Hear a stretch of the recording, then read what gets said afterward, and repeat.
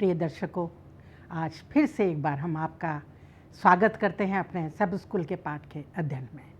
हम परमेश्वर के भी बहुत शुक्रगुजार हैं कि उसने हम सबको सुरक्षित रखा है, स्वस्थ रखा है और हम सब मिलकर परमेश्वर के वचनों में से सीख सकते हैं। मैं हमारे इस बीच में जो मेहमान हैं पास्टर फ्रैंकलिन और पास्टर भारती, उन दोनों का भी स्वागत करती हूँ जो हमें शब्द स्कूल के पाठ का अध्ययन कराएंगे। आइए, इससे पहले कि हम अपने शब्द स्कूल के पाठ के अध्ययन में चले, मैं पास्टर फ्रैंकलिन से विनती करूंगी कि वो हम सब के लिए प्रार्थना करें।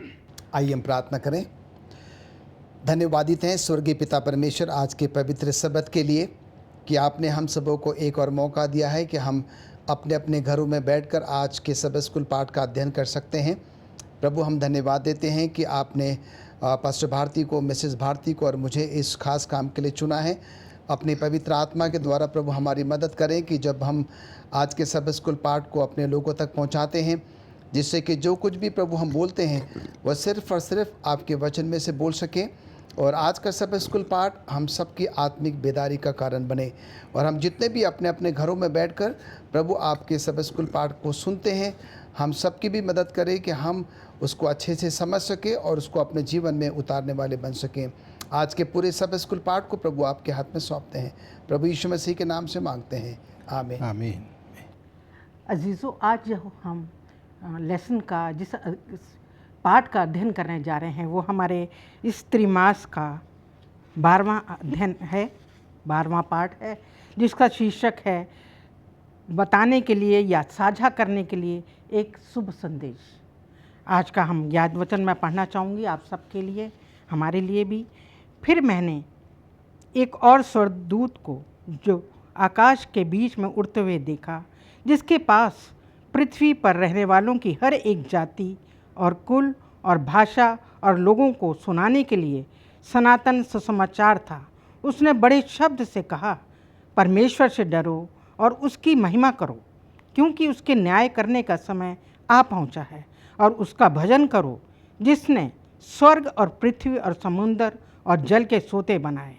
ये याद वचन प्रकाशित वाक्य की पुस्तक उसके 14 पाठ के 6 और 7वें पद से लिया गया है।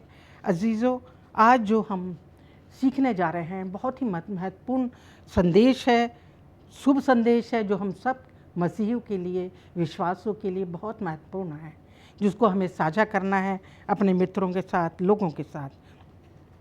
जैसा कि हम टाइटल के ज़रिए सीख सकते हैं कि एक शुभ संदेश, जैसा कि हम जानते हैं कि प्रभु यीशु मसीह का जो सुसमाचार है वो एक व्यक्ति के लिए नहीं बल्कि इस मानव जाति के संपूर्ण लोगों के लिए है। हर एक वंश, हर एक कुल, हर एक भाषा के लिए प्रभु यीशु मसीह का संदेश है, जो कि इस दुनिया में आए, जिन्होंने हम लोगों के पापों की हमें माफ़ी दी, हमें जो है आखिरी जो मृत्यु है, शारीरिक मृत्यु से उसने हमें मुक्ति दी, और हमें फिर से उसके आगमन का जो संदेश हमें मिलता है कि वो हम प्रकाशित वाक्य में हमारे जो अजीज़ हमारे मेहमान हैं इनके द्वारा इसको हम विस्तार से जानेंगे। सुसमाचार के बारे में प्रकाशित वाक्य में जो दिया गया है प्रभु यीशु मसीह का दूसरे आगमन के विषय में, उसको भी जानेंगे। अजीज़ों, प्रभु यीशु मसीह ने मृत्यु पर विजय हासिल की और वो ये चाहता है कि हम जो है मनुष्य लोग उस पर विश्वास करके, उनकी बातों को मानकर, उनकी आज्ञाओं को चलकर और हम भी जो है उस अनंत जीवन को पा सके। आइए अपने अध्ययन में चलते हैं, और हमारे रविवार का जो शीर्षक है वो इस तरह से है, पतरस का वर्तमान सत्य संदेश। और मैं पास्टर भारती से विनती करूंगी वो हमें इसके विषय में समझाएं कि आज का सत्य संदेश हम मसीह के लिए क्या है। ये बहुत अच्छा सवाल जो है मिसेज भारती ने पूछा है। हम तमाम मसीह लोगों के लिए, दुनिया के तमाम लोगों के लिए, कि आज का सत्य संदेश, सच्चाई भरा संदेश जो है वो आज की दुनिया के लिए पतरस की तरफ से, यीशु मसीह की तरफ से जो है वो क्या दुनिया को दिया गया है।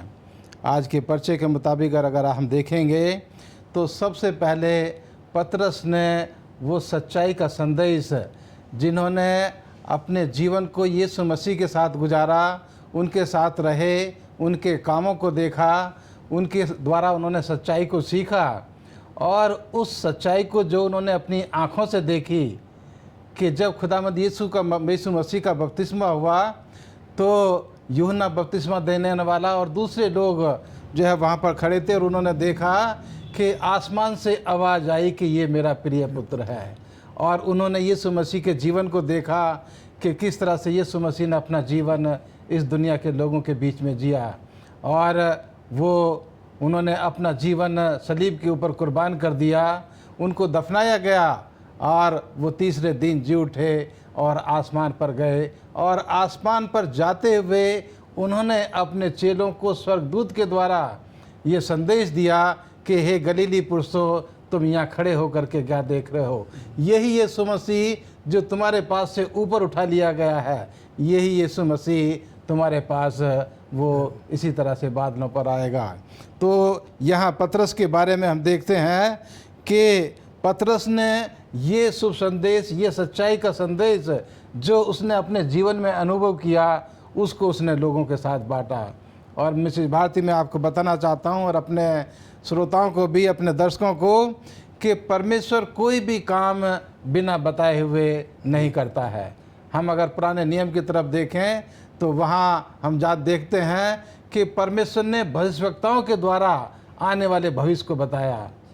और आमोस की किताब में भी हम पाते हैं कि आमोस के द्वारा भी उसने जो है लोगों को बताया कि देखो ऐसा जो है वो अंतिम दिनों में वो होने वाला है। और हम जानते हैं कि ये जो भविष्यवक्ता थे उन्होंने सच्चाई को वो लोगों के सामने रखा। और हम पाते हैं उत्पत्ति की किताब उसके 6 अध्याय में कि जो इस दुनिया में जड़ पर ले आई नूह के द्वारा परमेश्वर ने उसको तमाम दुनिया के लोगों को बता दिया। वो सच्चाई थी उन लोगों के लिए कि देखो ये दुनिया जो है वो पानी से बर्बाद होने वाली थी। वो उस समय का सत्य संदेश था दुनिया के लोगों के लिए कि तुम अपने आप को बचाना चाहते हो इस जल प्रलय से, इस पानी से, इस बाढ़ से, तो इस नाव में जो है वो शरण ले लो। और आज हम देखते हैं कि ये सत्य संदेश पतरस ने जो है उसको आगे बढ़ाया।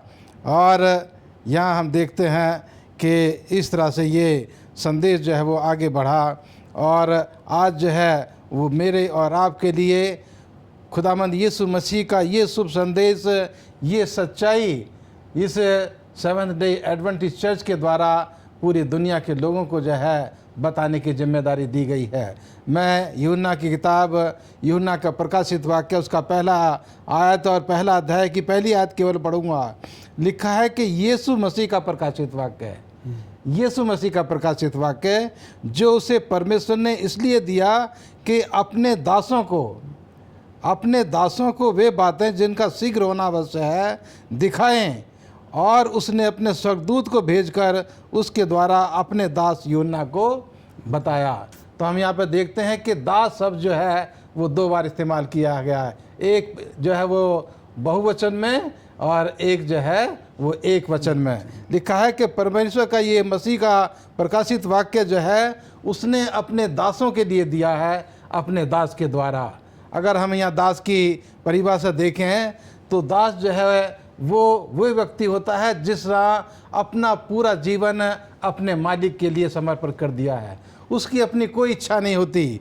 और यहाँ लिखा है, यहाँ दूसरी आयत में, जिसने परमेश्वर के वचन और यीशु मसीह की गवाही अर्थात जो उसने देखा उसकी गवाही दी। धन है वह जो इस वचन भविष्यवाणी के वचन को पढ़ता है और वे जो सुनते हैं और उसमें लिखी हुई बातों को मानते हैं। मैं 3 बातों को खास कर यहाँ बताना चाहता हूँ कि दुनिया के अंत के लोगों के लिए परमेश्वर ने इंतजाम किया है कि जो उसके वचन को पढ़ते हैं, पढ़ने की जो अवसर है वो दुनिया के तमाम लोगों के लिए दिया गया है कि हर एक व्यक्ति जो है उसको अपनी भाषा में परमेश्वर के वचन को वो पढ़ सकता है, पब्लिकली और अपने अकेले में भी। और ये दुनिया के शुरू से ही, जब से चर्चों की उत्पत्ति हुई, चर्चों में परमेश्वर का वचन है वो पढ़ा जाता रहा। दूसरा लिखा है कि जो इसको सुनते हैं, जो इसको अपनी भाषा में सुनते हैं। और तीसरा है जो इसको जो है अपने जीवन में मानते हैं। तो सुनना जो है वो हमारा सुअवसर है हमारे लिए लेकिन उसको मानना हमारी ड्यूटी है, हमारा कर्तव्य है। यहाँ जो लिखा है कि जो इस वचन को सुनता है, पढ़ता है और मानता है वो मुबारक है। परमेश्वर उस व्यक्ति को मुबारक कहता है। और अगर हम प्रकाशित वाक्य को पढ़ें तो यहाँ 7 तरह के लोगों को मुबारक कहा गया है। पहला, जो उसके वचन को सुनते हैं, पढ़ते हैं और मानते हैं। दूसरा, मुबारक है वो जो खुदावंद यीशु मसीह में मरते हैं। मुबारक है वो जो जागते रहते हैं इस दुनिया में। और मुबारक है वो जिसको मेमने के विवाह में आने का निमंत्रण दिया गया है, वो मुबारक हैं। और आखिर में लिखा है कि मुबारक हैं वो जो पहले पुनरुत्थान के भागी होंगे। मुबारक हैं वो जो इस भविष्यवाणी की बातों को मानते हैं। और मुबारक हैं वो जो अपने वस्त्रों को मेमने के लहू से अपने वस्त्रों को धो लेते हैं। तो ये मुबारकबाद जो है ये दुनिया के तमाम लोगों के लिए खुला हुआ है। कोई भी व्यक्ति अपने आप को मुबारक जो है उसको कमा सकता है। और वो जो है अपने वस्त्रों को खुदावंद यीशु मसीह के लहू से धो करके वो मुबारकबाद, वो अपने जीवन को मुबारकबाद जो है वो ले सकता है। तो ये है आज के लिए पतरस का और भविष्यवक्ताओं का और खुदावंद यीशु मसीह का प्रकाशित वाक्य की सच्चाई जो आज का सत्य वचन है। पास्टर भारती, हमने देखा कि आपने बहुत अच्छे तरीके से ये आज का पाठ हम तक पहुंचाया है। आपने एक बात बीच में ये कही थी कि परमेश्वर जो है कुछ भी करने से पहले अपने लोगों को सूचित करता है। भविष्यवक्ताओं के द्वारा सूचित करता है, परमेश्वर के वचन के द्वारा सूचित करता है। और उसका एक ही कारण है, क्योंकि वो हमसे बहुत ज़्यादा प्यार करता है। और पास्टर, ये भी है कि जो भविष्यवाणी की गई प्रभु यीशु के लिए की गई वो सच्ची साबित हुई, और ये हमारे विश्वास को और मजबूत बनाती है। जी, आइए हम सोमवार के अध्ययन में चलते हैं, जिसका शीर्षक प्रकाशित वाक्य का अंतिम समय पर ध्यान केंद्रित करना। मैं पास्टर फ्रैंकलिन के पास चलती हूँ। उनसे ये जानना चाहूँगी कि एक सेवंथ डे एडवेंटिस्ट होने के नाते हम लोगों को कैसे साझा कर सकते हैं कि यीशु मसीह जल्द आने वाले। मैडम, बहुत ही अच्छा प्रश्न है, और मैं आपके माध्यम से तमाम दर्शकों को ये बताना चाहता हूँ कि एक सेवंथ डे एडवेंटिस्ट होने के नाते जो है हम यीशु मसीह के दूसरे आमद का इंतज़ार कर रहे हैं।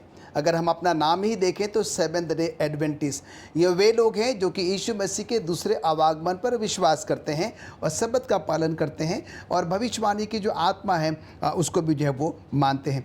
हम देखते हैं कि बाइबल में इस बात का उल्लेख है कि यीशु मसीह के आने से पहले ही यीशु मसीह के बारे में भविष्यवाणी कर दी गई थी। अगर हम यशायाह नबी को देखें, उसके 53वें अध्याय में हम देखते हैं कि यीशु मसीह के दुनिया में आने से 700 साल पहले भविष्यवाणी कर दी गई। दानियल आप अगर पढ़े दूसरा अध्याय, 7वां अध्याय, 9वां अध्याय, 12वां अध्याय में वहाँ पर यीशु मसीह के आने के पहली आमद के बारे में जो है वो जिक्र है। मलाकी भी जो है उसके 3रे अध्याय में जाए तो वहाँ पर भी जो है वो यीशु मसीह की पहली आमद के बारे में बात करता है। और हम देखते हैं कि बाइबल इस बात का उल्लेख करती है कि समय हुआ, यीशु मसीह इस दुनिया में आए, बालक के रूप में जन्म लिया, समय पूरा हुआ, हमारे पापों के लिए, गुनाहों के लिए उन्होंने जो है अपने क्रूस पर जान जो है वो बलिदान कर दी। हम देखते हैं कि वो समय पूरा हुआ कि वो मारे गए, गाड़े गए, और तीसरे दिन जो है वो जी उठे, और फिर आज के दिन जो है वो अपने पिता के दाहिने हाथ जो है वो विराजमान है। और अब हम यहाँ पर देखते हैं कि अब यीशु मसीह जो है बहुत ही शीघ्र आने वाले हैं। और हम यहाँ पर ये देखते हैं कि अब यीशु मसीह जो है एक बालक के रूप में नहीं आएंगे। अब यीशु मसीह जो है वो राजाओं के राजा, प्रभु के प्रभु के रूप में आएंगे। अब यीशु मसीह जो है जब वो आएंगे तो हम यहाँ पर देखते हैं कि हर एक आँख जो है वो यीशु मसीह को जो है वो देख सकेगी। कई बार हम इस बात को सुनते हैं कि यीशु मसीह जो है वो अमुक अमुक राज्य में, अमुक अमुक शहर में या गांव में आए हैं। मिसेस भारती, मैं आपको बताना चाहता हूँ कि बाइबल में कहीं पर भी इस बात का उल्लेख नहीं कि यीशु मसीह इस राज्य, इस शहर, इस गाँव या इस कस्बे में आएंगे। पर इस बात का ज़रूर उल्लेख है कि जब यीशु मसीह आएंगे तो हर एक आँख उसको देखेगी। प्रकाशित वाक्य 1:7 में जो है इसका वर्णन है। अगर जो लोग ये कहते हैं कि यीशु मसीह इस राज्य में, शहर में, गांव में, कस्बों में आएंगे तो मैं और आप तो उसको नहीं देख सकेंगे, इसका मतलब ये होता है कि ये बात सरासर जो है वो गलत है। परमेश्वर का वचन ये कहता है प्रकाशित वाक्य 1:7 में कि जब यीशु मसीह आएगा तो हर एक आंख जो है क्या कर सकेगी, उसको जो है वो देख सकेगी। कहने का मतलब यहाँ पर यीशु मसीह की दूसरी आमद जो है वो बहुत नज़दीक है। और जब हम एज ए एडवेंटिस्ट लोगों को बताते हैं तो कई बार जो है लोग ये कहते हैं कि 2000 से ज़्यादा वर्ष हो चुके हैं, हम यीशु मसीह के दूसरे आवागमन के बारे में सुन रहे हैं, पर अभी तक यीशु मसीह जो है वो नहीं आए हैं। कई बार लोग निराश हो जाते हैं, हताश हो जाते हैं, परेशान हो जाते हैं, कई बार संदेह जो है वो होता है। पर मैं आपके माध्यम से तमाम दर्शकों को ये बताना चाहता हूँ कि एक मसीह होने के नाते, एक सेवेंथ डे एडवेंटिस्ट होने के नाते हमें संदेह नहीं करना है और नहीं हमें दूसरों को कोई संदेह की गुंजाइश जो है वो देना है। पहली यीशु मसीह की आमद इस बात को प्रमाणित करती है, साबित करती है कि क्योंकि यीशु मसीह के पैदा होने से पहले भविष्यवाणी कर दी गई थी, वो पूरी हुई, यीशु मसीह आया और वो इस बात का गवाह बन जाती है कि परमेश्वर के वचन ने जो कहा था वो सच साबित हुआ। और यीशु मसीह के दूसरे आमद के बारे में भी जो है 100 से ज़्यादा ऐसे आयतें हैं परमेश्वर के वचन में जो इस बात को बताती है कि यीशु मसीह जो है वो दोबारा बार आने वाला है। और इसीलिए मैं आपके माध्यम से तमाम दर्शकों को ये बताना चाहता हूँ कि आइए मैं और आप यीशु मसीह के आमद के लिए जो है अपने आप को तैयार करें। वो कभी भी आ सकता है। पूरे पवित्र शास्त्र में कहीं पर भी इस बात का वर्णन नहीं है कि यीशु मसीह कौन से साल, कौन से महीने, कौन से सप्ताह, कौन से दिन जो है वो आएगा। और इसलिए वो कहता है कि हम सबों को प्रतिदिन तैयार रहने की जो है वो ज़रूरत है। और जो आपने मुझसे प्रश्न किया कि एक सेवेंथ डे एडवेंटिस्ट होने के नाते हम लोगों को कैसे समझा सकते हैं, ये चंद बातें जो मैंने आपको बताई। पहली बात तो ये, यीशु मसीह पहली बार आकर चला गया, उसके बाद जो है वो बाइबल इस बात को प्रमाणित करती है और दोबारा बार फिर जो है वो आने वाला है, वो भी यीशु मसीह का वचन जो है वो प्रमाणित करता है। परमेश्वर सत्य है, प्रभु यीशु मसीह सत्य है और उसका वचन जो है वो सत्य है। जो कुछ भी उसमें लिखा हुआ है वो भविष्यवाणियाँ हुई, वो पूरी होती चली गई और यीशु मसीह के दोबारा आने के बारे में भी भविष्यवाणी हुई है और वो भी जो है वो पूरी होगी। पास्टर फ्रैंकलिन ने जैसे आपने बताया कि परमेश्वर के वचन में उसके आगमन से संबंधित जो भी भविष्यवाणी की गई हैं वो पूरी होनी है जी।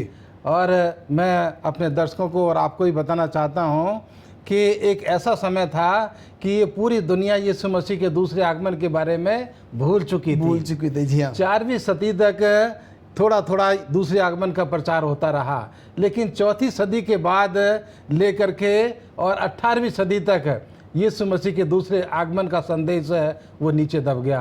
18वीं सदी में जाकर के दोबारा यीशु मसीह के दूसरे आगमन का संदेश लोगों को सुनाना शुरू किया गया। जी, थैंक यू पास्टर। और हम देखते हैं यूहन्ना 14 में भी प्रभु यीशु मसीह ने खुद अपने मुख से इस बात को कहा है कि मैं दोबारा आऊँगा तुमको लेने। जी, तो ये हमारे विश्वास को और मजबूत करता है। आइए हम मंगलवार के अध्ययन में चलते हैं जिसका शीर्षक इस प्रकार से है, प्रकाशित वाक्य का अंतिम समय का संदेश। पास्टर भारती, आप हमारे दर्शकों को बताएं कि आज के लिए अंतिम समय का संदेश क्या है। मिसेज भारती, आपने यहाँ सवाल पूछा है कि प्रकाशित वाक्य का या आज के समय का अंतिम संदेश वो दुनिया के लोगों के लिए क्या है। जैसे हम मत्ती की किताब में पढ़ते हैं और प्रकाशित वाक्य की किताब में भी पढ़ते हैं। मत्ती की किताब उसके 24 अध्याय की 14 आयत में ये साफ तरीके से लिखा है कि राज्य का ये सुसमाचार सारे जगत में प्रचार किया जाएगा और तब अंत आ जाएगा। तो ये अंत का शुभ संदेश है यीशु मसीह के जीवन से कि यीशु मसीह इस दुनिया में आए, उन्होंने अपना जीवन इस दुनिया में जिया, उन्होंने अपना जीवन बलिदान कर दिया, उनको गाड़ा गया, जीवित हुए और आसमान पर गए और आज वो फिर आने वाले हैं। और उनका ये शुभ संदेश दुनिया के तमाम लोगों को जो है वो सुनाया जाना है। और इसलिए जो है आज हम देखते हैं कि प्रेरितों की किताब उसका 14 अध्याय की 15 आयत में लिखा है, क्योंकि ये शुभ संदेश जो था वो पतरस के द्वारा, पौलुस रसूल के द्वारा, उसके प्रेरितों के द्वारा, उसके चेलों के द्वारा जो है इसको आगे बढ़ाया गया।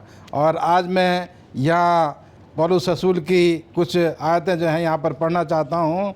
लिखा है प्रेरितों की किताब उसके 14 अध्याय की 15 आयत में, हे लोगों तुम क्या करते हो, हम भी तो तुम्हारे समान सुख दुख भोगी मनुष्य हैं और तुम्हें सुसमाचार सुनाते हैं कि तुम इन व्यर्थ व्यक्तियों में से अलग होकर जीवते परमेश्वर की ओर फिरो, जिसने स्वर्ग और पृथ्वी और समुद्र और जो कुछ उसमें है उनको बनाया है। तो ये शुभ संदेश दुनिया के तमाम लोगों के लिए परमेश्वर ने जो है वो मेरे और आपके लिए रखा है कि जैसा हम प्रकाशित वाक्य उसका 14 अध्याय की 6 आयत में पाते हैं, जो पौलुस रसूल ने और पतरस ने भी उसी संदेश को दिया। और यहाँ जो है वो कहता है, पहला स्वर्गदूत जिसके पास हर एक जाति, कुल, भाषा और लोगों को सुनाने के लिए सनातन सुसमाचार है, लिखते हुए कहता है, बड़े शब्द से कहा, परमेश्वर से डरो, उसकी महिमा करो, क्योंकि उसके न्याय करने का समय आ पहुंचा है। उसका भजन करो, जिसने स्वर्ग और पृथ्वी और समुद्र और जल के सोते बनाए हैं। तो ये है आज का अंतिम संदेश इस अंतिम समय के लोगों के लिए कि हमें जो है इस दुनिया की तमाम चीज़ों को छोड़कर हमें केवल सृष्टिकर्ता की आराधना करनी है। उसी के पीछे जो है हमने अपने जीवन को चलाना है।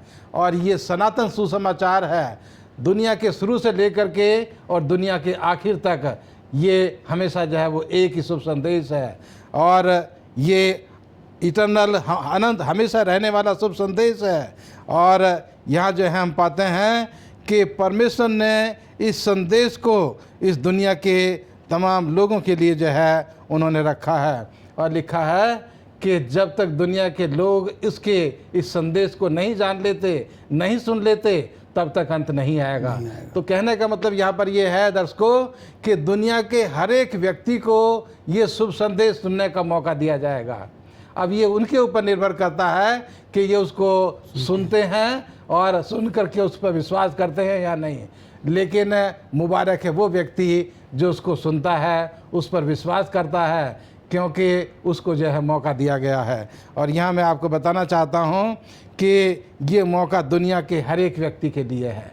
आज सेवंथ डे एडवेंटिस्ट चर्च इस बड़ी योजना में उसने अपने तमाम चर्च के लोगों को, चर्च के मेंबर्स को इस योजना में लगाने का जो है निमंत्रण दिया है कि हमें उसके इस शुभ संदेश को, इस सनातन संदेश को दुनिया के तमाम लोगों को देना है। धन्यवाद देते हैं पास्टर भारती आपके इस अच्छे विचारों के लिए। आइए हम बुधवार के अध्ययन में चलते हैं। पास्टर फ्रैंकलिन आपसे जानना चाहूँगी, जिसका हमारा शीर्षक है परमेश्वर को पूरी तरह से समझना। और हम पाते हैं परमेश्वर का भय मानना, जो कि हम प्रकाशित वाक्य की 14 अध्ययन पाठ के 6-7वीं आयत में हम ये पाते हैं कि परमेश्वर का भय मानना। तो इसका क्या अर्थ है, क्या मतलब? बहुत ही अच्छा प्रश्न है। और पास्टर भारती ने इसके बारे में जो है अपने वक्तव्य में जो है वो बता दिया है। जब हम प्रकाशित वाक्य उसके 14वें अध्याय को देखते हैं, उसके 6वीं आयत से लेकर 12वीं आयत तक, तो यहाँ पर जो है वो 3 स्वर्गदूतों के संदेश के बारे में वर्णन है। और हम यहाँ पर देखते हैं कि ये 3 स्वर्गदूत का जो संदेश है, हम सबों को प्रभु यीशु मसीह के दूसरी आमद के लिए क्या करता है, वो तैयार करता है। और हम यहाँ पर देखते हैं कि पूरा प्रकाशित वाक्य जो है इस बात का से हमको आगाह करता है, सचेत करता है, सावधान करता है, तैयार करता है कि यीशु मसीह की आमद जो है वो बहुत ही ज़्यादा नज़दीक है। और हम यहाँ पर जल्दी से जो है वो तीनों स्वर्गदूतों के बारे में बड़े संक्षेप में जो है वो समझने की कोशिश करेंगे। और जो भय शब्द का यहाँ पर प्रयोग किया गया है उसको भी हम समझने की कोशिश करेंगे। अगर हम पहले स्वर्गदूत के संदेश को अगर हम यहाँ पर देखें, तो यहाँ पर 7वीं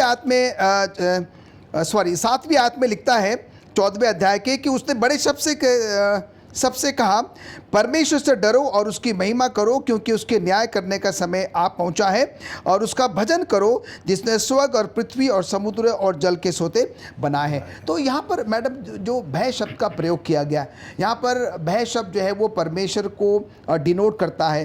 भय का मतलब उसको आदर करना, मान करना, सम्मान करना जो है। और हम यहाँ पर देखते हैं कि जब हम किसी व्यक्ति को प्रेम करते हैं, उसका मान सम्मान करते हैं, तो हम जो है हमारे अंदर में वो भय नहीं होता। जब कभी भी हम कोई गलत काम करते हैं तो हम डरते हैं। तो हमें और आपको जो है वो परमेश्वर से वैसे डरने की ज़रूरत नहीं जैसे कि मैं और आप जो है वो संसारिक लोगों से डरते हैं या अपने अधिकारियों से जो है वो डरते हैं, पहली बात। दूसरी बात ये, वो कहता है कि परमेश्वर की महिमा करो। मुझे और आपको जो है सिर्फ और सिर्फ प्रभु परमेश्वर की ही महिमा करना है, उसकी आराधना करना है, और उसके साथ ही साथ जो है हमें उसकी आमद का इंतज़ार करना है। क्यों? क्योंकि उसके न्याय करने का समय जो है वो आ पहुंचा है। और हम देखते हैं कि जब हम दूसरे स्वर्गदूत में जाएं तो यहाँ पर दूसरे स्वर्गदूत का जो संदेश है वो कहता है गिर पड़ा वो बड़ा बेबीलोन, गिर पड़ा जिसने अपने व्यभिचार की कोप में मदिरा सारी जातियों को जो है वो पिलाई है। तो यहाँ पर हम देखते हैं कि ये जो कोप में मदिरा जो है, जो बाबुल के बारे में हम सब जानते हैं, बाबुल को जो है एक दुष्ट शहर के नाम से जो है वो जाना जाता था। संक्षेप में अगर हम कहें तो बाबुल में वो सारे गलत काम हुआ करते थे जिसको कि शायद हम अपने शब्दों में वर्णन भी नहीं कर सकते। आज के समय में इस संसार को हम जो है बाबुल के साथ तुलना कर सकते हैं। परमेश्वर का वचन मुझे और आपको ये सलाह देता है कि हमें जो है इस बाबुल से, इस पाप में, संसार से जो है वो अपने आप को अलग रखने की ज़रूरत है। परमेश्वर से भय रखने की ज़रूरत है। परमेश्वर की महिमा, स्तुति और आराधना करने की जो है वो ज़रूरत है। और जो तीसरा स्वर्गदूत है उसके बारे में हम यहाँ पर देखते हैं, क्योंकि वो कहता है कि जो कोई उस पशु और उसकी मूर्ति की पूजा करे और उसके अपने माथे या अपने हाथ पर उसकी छाप ले। ये जो पशु है और जो मूर्ति है, हम यहाँ पर देखते हैं कि ये रोमन कैथोलिक चर्च को और आराधना का जो दिन है, जो कि रविवार को जो है ये लोग जो है वो प्रस्तुत करने की कोशिश करते हैं। परमेश्वर का वचन जो है मुझे और आपको इस बात से आगाह करता है कि परमेश्वर का जो दिन है वो सब्त का दिन है, और हमने और आपने उसी सब्त के दिन में आराधना करनी चाहिए। क्यों? क्योंकि परमेश्वर का वचन ये कहता है।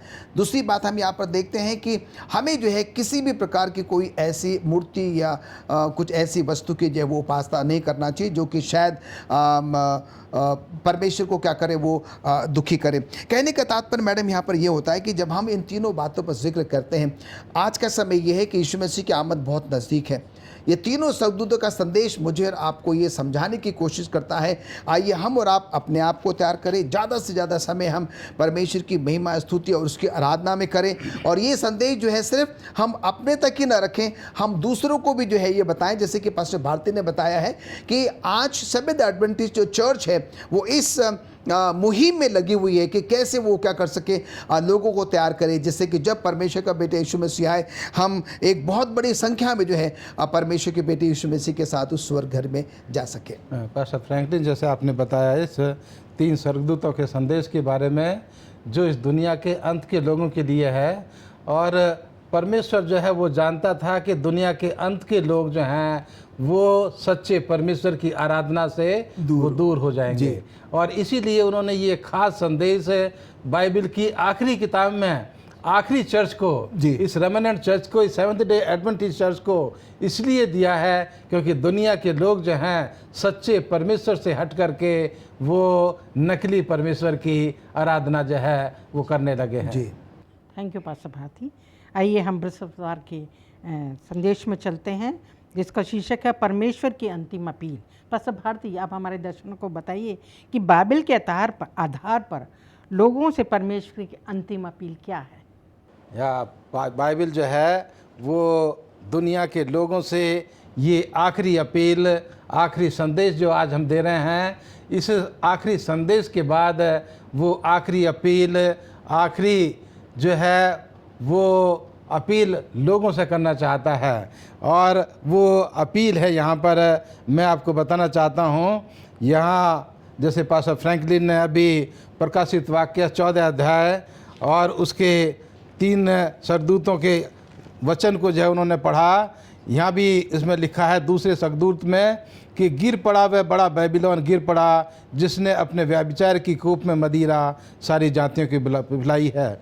और ये प्रकाशित वाक्य 18 में भी रिपीट किया गया है कि गिर पड़ा बड़ा बाबुल, गिर पड़ा वह दुष्ट आत्माओं का निवास और हर एक अशुद्ध आत्मा का अड्डा और हर एक अशुद्ध और घृणित पक्ति का अड्डा, क्योंकि उसके व्यभिचार की भयानक मदिरा के कारण सब जातियां गिर गई हैं। तो मैं यहाँ पर बताना चाहता हूँ कि ये झूठी शिक्षा का केंद्र बेबीलोन जो है वो दुनिया के शुरू से ही जो है वो शुरू हुआ। अगर हमारे दर्शक जो हैं वो याद करेंगे कि उत्पत्ति की किताब और उसके 10 और 11 अध्याय में हम जो है वहाँ पर जिक्र पाते हैं कि नूह के फ्लड के बाद, नूह के प्रलय के बाद, नूह के तीनों बेटे सेम, हेम और जापत जो हैं वो अरारात पर्वत से नीचे उतर करके वो उसी की तलहटी में रहने लगे।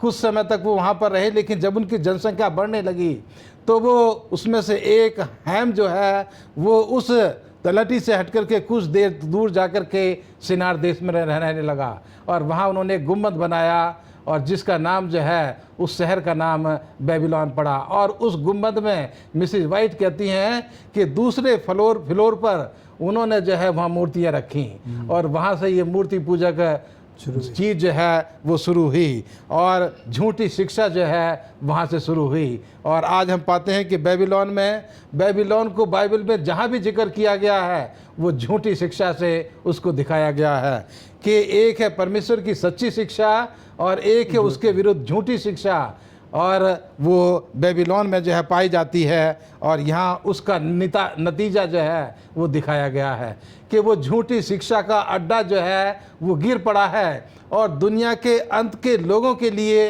ये अपील है कि वो बड़ा बाबुल गिर पड़ा है, उसमें से निकल आओ। ये दुनिया के अंत के लोगों के लिए ये अपील है कि तुम उसमें से जो है निकल आओ।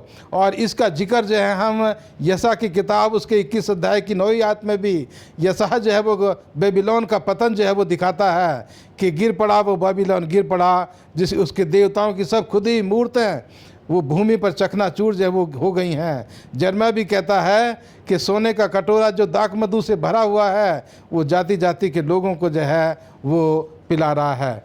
तो ये बेबीलोन से निकलने की अपील आज दुनिया के सामने है और इसकी शुरुआत जो है वो 18वीं सदी में हुई, क्योंकि उससे पहले किसी भी व्यक्ति ने इस संदेश को दुनिया के लोगों के सामने नहीं रखा। लेकिन एक व्यक्ति जिसका नाम चार्ल्स फिश था, जो विलियम मिलर के मूवमेंट के साथ जुड़ा और वो प्रेस्बिटेरियन चर्च में वो पादरी का काम करता था, जब उसने दूसरे आगमन का संदेश सुना विलियम मिलर के द्वारा, तो वो जो है बोस्टन में अपने चर्च को छोड़ करके परमेश्वर की सेवा के लिए निकल गया। और उसने 1838 से लेकर के 1844 तक उसने लोगों के जो चर्चों में जब विरोध हो रहा था तो उन्होंने कहा कि जो दूसरे आगमन की शिक्षा है वो सच्ची शिक्षा है और जो लोग इसका विरोध कर रहे हैं तुम इन चर्चों में से निकल आओ। जो सच्ची शिक्षा का विरोध कर रहे हैं वो जो है कहता है कि इस बेबीलोन में से निकल आओ और सच्ची शिक्षा को ग्रहण करो। और अजीजों, मेरे दर्शकों, मैं आपको बताना चाहता हूँ कि चार्ल्स फिश ने अपने इन जो है 6 सालों में अपने उसने दिन रात जो है लोगों को निमंत्रण देने में, ये अपील देने में लगा दिए। और जो लोग चर्चों से निकल करके आ रहे थे उनको चार्ल्स फिश जो है वो बैप्टिज्म देते हुए वो एक दिन में उन्होंने 3 जगह बैप्टिज्म दिए। एपी झील में, सर्दी का समय था, अक्टूबर का पहला हफ्ता था, और उनको जो है ठंडे पानी में बैप्टिज्म देते हुए उनको नमूनिया हो गया और अक्टूबर 14 को उनकी जो है वो मौत हो गई। और उनके परिवार ने खुशी खुशी उनको कब्र के हवाले किया, उसकी पत्नी ने, उनके बच्चों ने, क्योंकि ये प्रचार किया जा रहा था कि अक्टूबर 22 को यीशु मसीह जो है वो आने वाले हैं। और यहाँ जो है हम देखते हैं कि आज दुनिया के तमाम लोगों के लिए ये अपील है कि उन झूठी शिक्षाओं में से निकल करके सच्ची शिक्षा को ग्रहण करो, क्योंकि उसका नतीजा, जो झूठी शिक्षा के मानने वाले हैं उनका ये नतीजा होगा, जो सच्ची शिक्षा के मानने वाले हैं उनको ये फल मिलेगा। तो ये आज appeal seventh day Adventist church के द्वारा दुनिया के तमाम लोगों के सामने ये पेश की जा रही है कि दुनिया के लोग इस अपील की तरफ ध्यान दें और उन झूठी शिक्षाओं से निकल करके परमेश्वर के पीछे जो है वो चलने लगे। धन्यवाद देते हैं पास्टर भारती आपके न अच्छे विचारों के लिए। आइए हम शुक्रवार के अध्ययन में चलते हैं और पास्टर फ्रैंकलिन से जानना चाहूँगी कि सबत का जो है दिन वो हम विश्वासियों के लिए क्यों इतना महत्वपूर्ण है? सबत का दिन जो है वो हम सबों के लिए इसलिए भी महत्वपूर्ण है। सबत का दिन जो है वो हम सबों को इस बात को याद दिलाता है कि परमेश्वर जो हमारा सृष्टि करता है, परमेश्वर ने इस पूरी दुनिया को जो है वो 6 दिन में बनाया है। अगर आप उत्पत्ति उसके पहले अध्याय में जाएं तो वहाँ पर कहता है कि सांझ हुई और फिर भोर हुआ, और इस प्रकार से दूसरे दिन, तीसरे, चौथे, पाँचवें, छठवें दिन तक जो है इसी प्रकार का जो है वो काम चलता रहा। और परमेश्वर ने जब अपनी पूरी सृष्टि को, कायनात को 6 दिन में बना के समाप्त किया, और 7वें दिन में उसने क्या किया, अपने सारे कामों से विश्राम किया, उसको आशीष दी और उसको पवित्र ठहराया।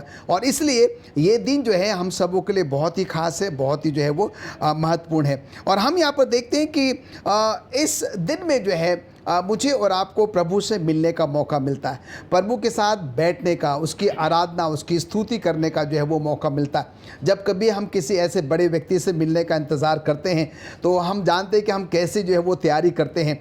और जब हम इस पूरे सृष्टिकर्ता को, जब हम सबत के दिन में, पवित्र दिन में मिलने के लिए जब जाते हैं तो मुझे और आपको जो है वो तैयारी से जाने के लिए जो वो सलाह दी जाती है। और इसलिए आपने देखा होगा, क्योंकि बाइबल में लिखा हुआ है सबत का दिन जो है वो सूर्य अस्त से लेकर सूर्य अस्त तक जो है वो चलता है। और हम देखते हैं कि शुक्रवार सूर्य अस्त होते ही जो है सबत का दिन जो है वो शुरू हो जाता है। और सबत का दिन जो है शुक्रवार शाम का सूर्यास्त से पहले जो है हमें तैयार करने के लिए जो है वो कहा जाता है। जितने भी हमारे सेवेंथ एडवेंटिस्ट इंस्टीट्यूशंस हैं ऑल ओवर द वर्ल्ड, हम देखते हैं कि शुक्रवार का दिन हम सबों के लिए तैयारी का दिन होता है कि हम क्या करते हैं, प्रभु से मिलने के लिए जो है वो अपने आप को तैयार जो है वो करते हैं। और हम यहाँ पर देखते हैं कि सचमुच में कई ऐसे हम लोगों ने कहानियाँ सुनी हैं, ऐसे अनुभव हमने सुनी हैं जहाँ पर कि लोग सबत के दिन क्या करते हैं, अपने आप को पूरी तरीके से जो है, उनके कपड़े फ़र्क होते हैं, उनके उस दिन जो खाना होता है, भोजन होता है,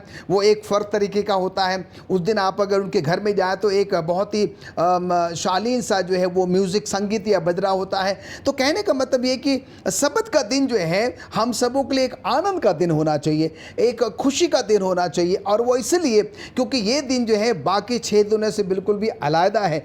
ये प्रभु का पवित्र दिन है, प्रभु का जो है वो सबत का दिन है। और हम इसलिए यहाँ पर देखते हैं कि इसमें बहुत सारी आशीषें भी जो है इसका उल्लेख बाइबल में जो है वो किया गया। जो सबत का दिन है, परमेश्वर ने मुझे और आपको पूरे 6 दिन दिए हैं हमारे लिए, अपने परिवार के लिए, अपने संसारिक कामकाज के लिए।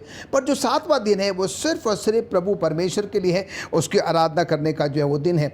अगर हम यशा 58 में जाएं तो वहाँ पर विश्राम दिन, पवित्र दिन, सबत के बारे में उल्लेख है।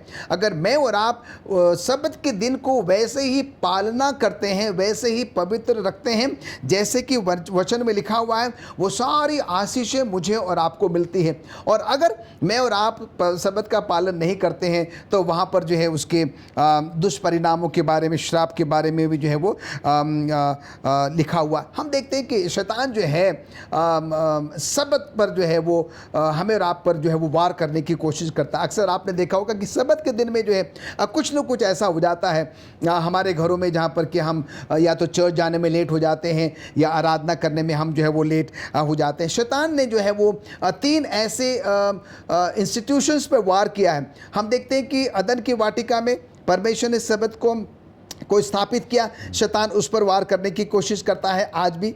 और दूसरा जो है विवाह, जो कि अदन की वाटिका में परमेश्वर ने स्थापित किया, उस पर भी जो है शैतान वार करने की कोशिश करता उस समय से लेकर आज तक। और जो तीसरी है, जो कि परमेश्वर की जो व्यवस्था है, जो 10 आज्ञा हैं, अब वो कहता है कि ये बहुत कठिन है, ये मानना जो है बहुत ज़्यादा कठिन है, और आप इसको जो है वो मान नहीं सकते। कहने का तात्पर्य यहाँ पर ये कि सबत का दिन जो है हम सबों के लिए बहुत बहुत महत्वपूर्ण दिन है, क्योंकि ये मुझे और आपको परमेश्वर के उस सृष्टि के याद दिलाता है कि परमेश्वर हमारा सृष्टि करता है। और ये दिन जो है हमारा नहीं है, ये दिन जो है हमारा प्रभु परमेश्वर का दिन है, उसके आराधना करने का दिन है, उसकी स्तुति करने का दिन है। और इस दिन जो है आइए हम कोशिश करें कि कुछ हम खास करें, जितना ज़्यादा से ज़्यादा हो सकता है लोगों की हम मदद करें।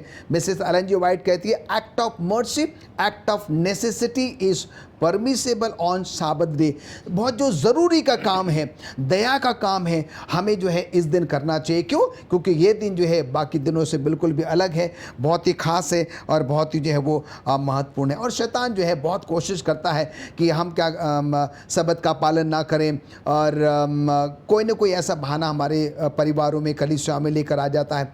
कई बार हम जो है इसमें पड़ जाते हैं। और आइए ऐसे समय में मुझे और आपको सिर्फ और सिर्फ प्रभु परमेश्वर पर भरोसा रखने की ज़रूरत है और उसके शब्द का पालन करने की ज़रूरत है। और जब हम सच्चे मन से, जैसे परमेश्वर के वचन में लिखा हुआ है, अगर हम शब्द का पालन करेंगे तो वो सारी आशीष जो है जिसका वर्णन परमेश्वर के वचन में दिया हुआ है, वो मुझे और आपको जो है वो मिल सकती है। पास्टर फ्रैंकलिन, जैसे आपने बताया कि सब्त जो है वो ये दिखाता है कि इस दुनिया का सृष्टिकर्ता परमेश्वर है जी। और जो सब्त का पालन करते हैं वो सृष्टिकर्ता की आराधना करते हैं।